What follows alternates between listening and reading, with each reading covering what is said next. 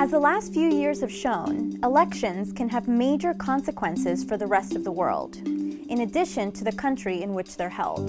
So in this episode, we're discussing which nations have elections coming up in 2019, and how they might impact events on the global stage.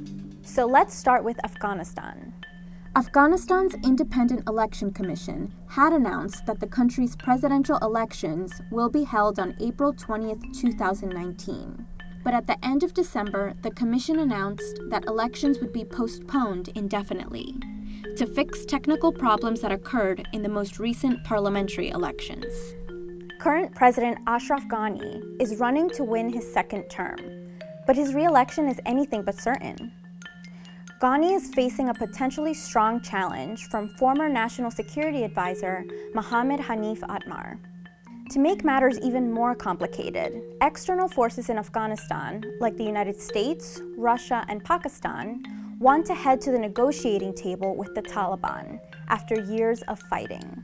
The insurgent group has been making territorial gains and increasing its influence in the region. While the United States would prefer that the Taliban negotiate with the Afghan government directly, the group has refused, as it views the administration in Kabul as merely a puppet regime. So the United States has begun to communicate with Taliban representatives to outline a basis for peace talks. The Taliban reportedly proposed to Zalmay Khalilzad, the Trump administration's special representative for Afghanistan reconciliation, that the country's current permanent government be replaced by an interim government that would be led by neutral parties during the peace negotiations. Political observers have warned that to avoid disaster in Afghanistan, the peace process must not be rushed. Delaying the election could also give Khalilzad more time to get the Taliban to the negotiating table.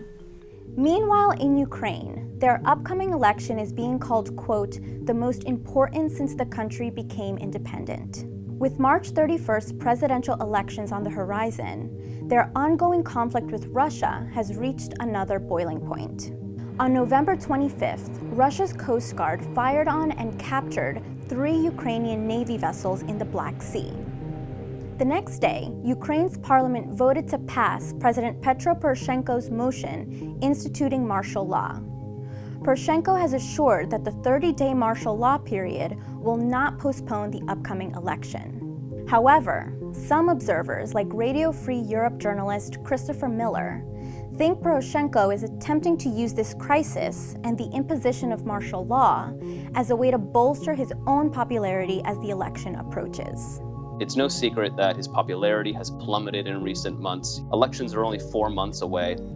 And, he really does need to pull something out of his hat, to bring up that rating and to get Ukrainian voters on his side. One area where Poroshenko does enjoy support is as commander-in-chief. He is seen as being a strong commander-in-chief and military leader. The election's current frontrunner, according to polling, Yulia Tymoshenko, initially accused Poroshenko of using the naval incident to bolster his own election chances. However, as a member of Ukraine's parliament, she ultimately supported the president's declaration of martial law and voted to have it passed in the legislature. If Ukraine is ultimately able to hold its election despite this turbulence, it would be a major rebuke of Putin's aggression in the region. And observers at the Atlantic Council say a victory by pro-reform candidates could advance the country's European integration, pushing it closer to the EU and away from Russia's sphere of influence. Over in India, Prime Minister Narendra Modi and his party, the BJP, are fighting to retain their majority in India's parliament in the country's 2019 elections. They won a huge victory back in 2014 when they became the first political party in India, besides the historically dominant Congress Party, to gain an outright majority in parliament. But the backlash against some of Modi's policies will make maintaining that majority difficult. In 2014, many Indian voters supported Modi after he campaigned on the message Ache Din, which means good days are coming. While India has subsequently seen economic growth, many average Indians have not been able to share in this prosperity due to rising unemployment and inflation, particularly in rural areas.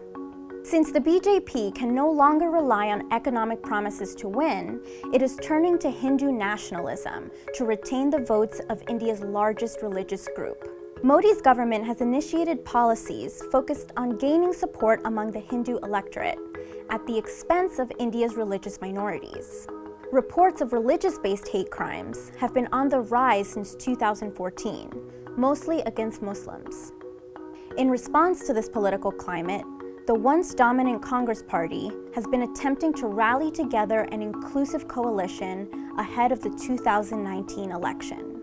Rahul Gandhi, scion of the legendary political family, now leads the party, which has been forging coalitions with small regional parties to match the BJP's support. मैं आप सबको हिंदुस्तान के किसानों को आश्वासन देना चाहता हूं और मैं सिर्फ अपनी ओर से नहीं बोल रहा हूं, सब नेताओं ने यही बात बोली है कि हम आपके साथ खड़े हैं, आप घबराइए मत। Israel's 2019 election approaches as Prime Minister Benjamin Netanyahu, the second longest-serving prime minister in Israel's history, becomes further ensnared in corruption scandals. Israeli police have recommended he be indicted on charges including bribery and fraud after investigations for 3 separate cases. Israel's Attorney General is currently reviewing the police's recommendations, but it could take months before any decisions on an indictment are announced. At the end of December, Netanyahu and his coalition announced that the next election would be held early, in April. They said it was due to differences over legislation, but some political observers had speculated that Netanyahu would call an early election to ensure that he's re-elected before any indictments roll in. An electoral victory for the prime minister, in spite of corruption allegations, would make it more difficult for the Attorney General to recommend charges against him. According to Israeli law, prime ministers are not required to resign when under indictment. So Netanyahu could still remain leader of the Likud party until the election. The party continues to back him, but its governing coalition has become much weaker. It only holds 61 of the 120 seats in Israel's parliament, after losing a key partner due to a dispute over a ceasefire with Hamas. Other partners in the coalition have signaled that they would not remain members of Netanyahu's government if he receives an indictment. As of early December, no rival parties seriously threatened Likud's lead in the polls. Next year, leaders in Afghanistan, Ukraine, India, and Israel will have to make the case to voters that they deserve to hold power. Then, on election day, citizens will decide their fate at the ballot box. What will happen to these continuing conflicts and embroiled incumbents? Stay tuned. Unfortunately, we couldn't go over every election coming up in 2019, including those in countries like Argentina and Nigeria. What elections would you like to see us cover later this year? Be sure to let us know in the comments, and as always, be sure to like and subscribe.